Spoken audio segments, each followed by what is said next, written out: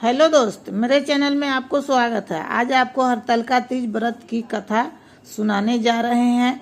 दोस्तों बता रहे हैं, हेलो दोस्त, मेरे चैनल में आपको स्वागत है। आज आपको हरतालिका तीज व्रत कथा के बारे में आपको बताने जा रहे हैं, कथा पूरा सुनाने जा रहे हैं। दोस्तों अभी तक आप चैनल में सब्सक्राइब नहीं किए हैं तो सब्सक्राइब कीजिएगा, लाइक कीजिएगा और पूरा वीडियो अंत तक सुनिएगा। कथा पूरा हम आपको सुनाएंगे। दोस्तों इस तरह से भगवान की कथा है, शिव जी का तीज, हरतालिका तीज का कथा। एक बार भगवान शिव ने पार्वती जी की उनके पूर्व जन्म का स्मरण कराते हुए उद्देश्य से इस व्रत के महात्म्य की कथा कही थी। श्री भोले शंकर बोले, हे गौरी, पर्वतराज हिमालय पर स्थित गंगा के तट पर तुमने अपनी बाल्यावस्था में 12 वर्षों तक अधोमुखी होकर घोर तप किया था। इतनी अवधि तुमने अन्न न खाकर पेड़ों के सूखे पत्ते चबाकर व्यतीत किए। माघ की विकराल शीतलता में तुमने निरंतर जल में प्रवेश करके तप किया। वैशाख की जला देने वाली गर्मी में तुमने पंचाग्नि से शरीर को तपाया। सावन के मूसलाधार वर्षा में खुले आसमान के नीचे बिना अन्न जल ग्रहण किए समय व्यतीत किया। तुम्हारे पिता तुम्हारी कष्ट साध्य तपस्या को देखकर बड़े दुखी होते थे, उन्हें बड़ा क्लेश होता था। तब एक दिन तुम्हारी तपस्या तथा पिता के क्लेश को देखकर नारद जी तुम्हारे घर पधारे। तुम्हारे पिता ने हृदय से अतिथि सत्कार करके उनके आने का कारण पूछा। नारद जी ने कहा, गिरिराज, मैं भगवान विष्णु के भेजने पर यहाँ उपस्थित हुआ हूँ। आपकी कन्या ने बड़ा कठोर तप किया है, इससे प्रसन्न होकर वे आपको आपकी सुपुत्री से विवाह करना चाहते हैं। इस संदर्भ में आपकी राय जानना चाहता हूँ। नारद जी की बात सुनकर गिरिराज गदगद हो उठे। उनके अनेक तो जैसे सारे कलेश ही दूर हो गए। प्रश्नचित्त होकर वे बोले, श्रीमान, यदि स्वयं विष्णु मेरी कन्या का वरण करना चाहते हैं तो भला मुझे क्या आपत्ति हो सकती है। वे तो साक्षात ब्रह्मा हैं। हे महर्षि, यह तो हर पिता की इच्छा होती है कि उसकी पुत्री सुख संपदा से युक्त पति के घर की लक्ष्मी बने। पिता की सार्थकता इसी में है कि पति के घर जाकर उसकी पुत्री पिता के घर से अधिक सुखी रहे। तुम्हारे पिता की अस्वीकृति पाकर नारद जी विष्णु के पास गए और उनसे तुम्हारे ब्याह के निश्चित होने का समाचार सुनाया। मगर इस विवाह संबंध की बात जब तुम्हारे कान में पड़ी तो तुम्हारे दुख का ठिकाना न रहा। तुम्हारी एक सखी ने तुम्हारी इस मानसिक दशा को समझ लिया और उसने तुमसे उस विच्छिन्नता का कारण जानना चाहा। तब तुमने बताया, मैंने सच्चे हृदय से भगवान शिव शंकर का वर्णन किया है, किंतु मेरे पिता ने मेरा विवाह विष्णु से निश्चित कर दिया है। विचित्र धर्म संकट में हूँ, अब क्या करूँ। प्राण छोड़ देने के अतिरिक्त अब कोई भी उपाय शेष नहीं बचा है। तुम्हारी सखी बड़ी ही समझदार और सूझबूझ वाली थी। उसने कहा, सखी, प्राण त्यागने से कहाँ, इसमें कारण ही क्या है। संकट के मौके पर धैर्य से काम लेना चाहिए।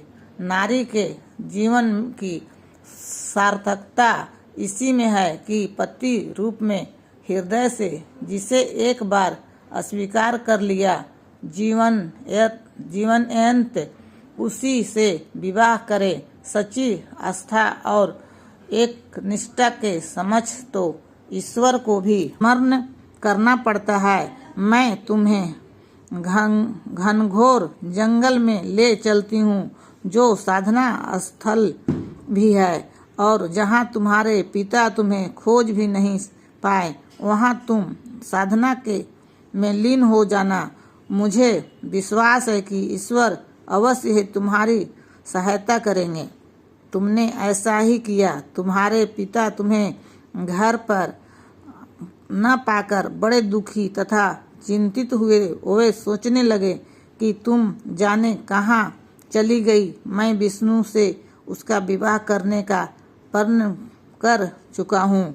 यदि भगवान विष्णु बारात लेकर आ गए और कन्या घर पर न हुई तो बड़ा अपमान होगा। मैं तो कहाँ मुंह दिखाने के योग्य भी नहीं रहूँगा। यही सब सोचकर गिरिराज ने जोर शोर से तुम्हारी खोज शुरू करवा दिया। इधर तुम्हारी खोज होती रही और उधर तुम अपनी सखी के साथ नदी के तट पर एक गुफा में मेरी आराधना में लीन थी। भाद्रपद शुक्ल तिथिया को इस हस्त नक्षत्र था। उस दिन तुमने रेत के शिवलिंग का निर्माण करके व्रत किया। रात भर मेरी स्तुति के गीत गाकर जागी। तुम्हारी इस कष्ट साध्य तपस्या के प्रभाव से मेरा आसन डोलने लगा। मेरी समाधि टूट गई। मैं तुरंत तुम्हारे समक्ष जा पहुंचा और तुम्हारी तपस्या से प्रसन्न होकर तुमसे वर मांगने के लिए कहा। तब अपनी तपस्या से फलस्वरूप मुझे अपने समक्ष पाकर तुमने कहा, मैं हृदय से आपको पति के रूप में वर्णन कर चुकी हूँ। यदि आप सचमुच मेरी तपस्या से प्रसन्न होकर आप यहाँ पधारे हैं तो मुझे अपनी अर्धांगिनी के रूप में स्वीकार कर लीजिए। तब तथास्तु कहकर कैलाश पर्वत पर लौट गया। प्रातः होते ही तुमने पूजा की समस्त सामग्री को नदी में प्रवाहित करके अपनी सहेली सहित व्रत का पारण किया। उसी समय अपने मित्र बंधु और दरबारियों सहित गिरिराज तुम्हें खोजते खोजते वहां आ पहुँचे और तुम्हारी इस कष्ट साध्य तपस्या का कारण तथा उद्देश्य पूछा। उस समय तुम्हारी दशा को देखकर गिरिराज अत्यधिक दुखी हुए और पीड़ा के कारण उनकी आंखों में आंसू उमड़ आए थे। तुमने उनके आंसू पोंछते हुए विनम्र स्वर में कहा, पिताजी, मैंने अपने जीवन का अधिकांश समय कठोर तपस्या में बिताया है। मेरी इस तपस्या का उद्देश्य केवल यही था कि मैं महादेव को पति के रूप में पाना चाहती थी। आज मैं अपनी तपस्या की कसौटी पर खरी उतर चुकी हूँ। आप क्योंकि विष्णु जी से मेरा विवाह करने का निर्णय ले चुके थे, इसलिए मैं अपने आराध्य की खोज में घर छोड़कर चली आई। अब मैं आपके साथ इसी शर्त पर घर जाऊंगी कि आप मेरा विवाह विष्णु से न करके महादेव से करेंगे। गिरिराज मान गए और तुम्हें घर ले आए। कुछ समय के पश्चात शास्त्रोलोक विधान पूर्वक उन्होंने हम दोनों को विवाह सूत्र में बांध दिया। हे पार्वती, भाद्रपद की शुक्ल तृतीया को तुमने मेरी आराधना करके जो व्रत किया था, उसी के फलस्वरूप मेरा विवाह हो सका। इसका महत्व यह है कि मैं इस व्रत को करने वाली कुंवारी को मनवांछित फल देता हूँ। इसलिए सौभाग्य की इच्छा करने वाली प्रत्येक युवती को यह व्रत पूरी निष्ठा तथा आस्था से करना चाहिए। उसको सभी मनोकामना पूर्ति होता है, सौभाग्य अखंड रहता है।